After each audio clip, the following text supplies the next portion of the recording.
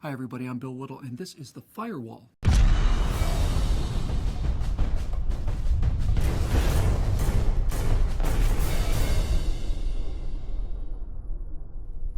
He's the leader of the free world, twice elected by a civilized nation, militarily powerful because of, and not in spite of, its cultural commitment to science and art and medicine. Although he spent much of his early life overseas, the leader of the free world grew up in the Northeast and graduated from Harvard University. That he has a deep and abiding love for America is self-evident. He admires our energy, our inventiveness, our decency and our kindness, our innate friendliness and charity. He loves our culture. He admires our private sector, which generates so much innovation. And the leader of the free world admires and respects our vast military power and the restraint with which it is used. To him, it is indeed the arsenal of democracy. And even though he's grown up the victim of bigotry and hatred, the leader of the free world loves America still, even though slurs are applied to him even today. In spite of all of that, he loves everything she stands for. He stood there, backed by American flags and framed in American glory on the floor of the House of Representatives, where his predecessors made the case to fight against the great evils in the world: slavery, Nazism, Japanese imperialism, communism.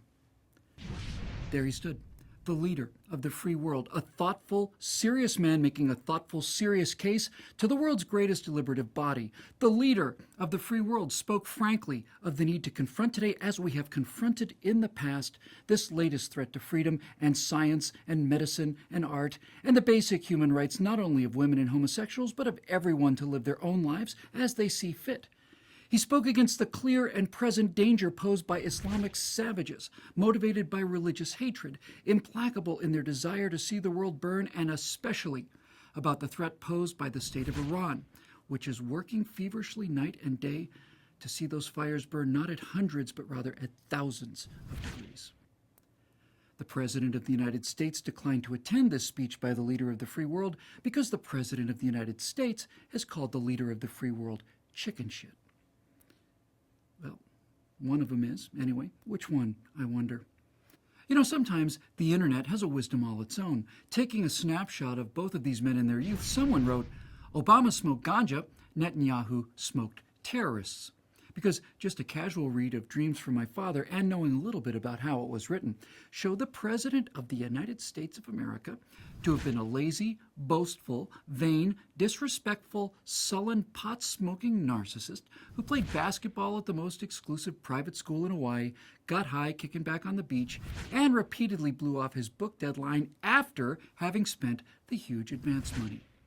His brother, Mark Obama Ndesanjo, lived in obscurity and utter poverty in Kenya, utterly ignored and unaided by his brother, the President of the United States of America.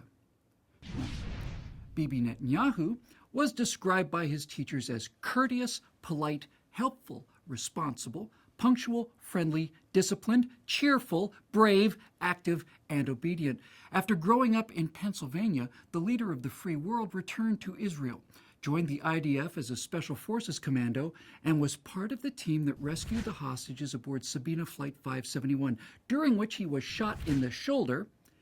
Then he went back and fought along the Suez Canal in the Yom Kippur War before returning to America to get his degrees from both Harvard and the Massachusetts Institute of Technology.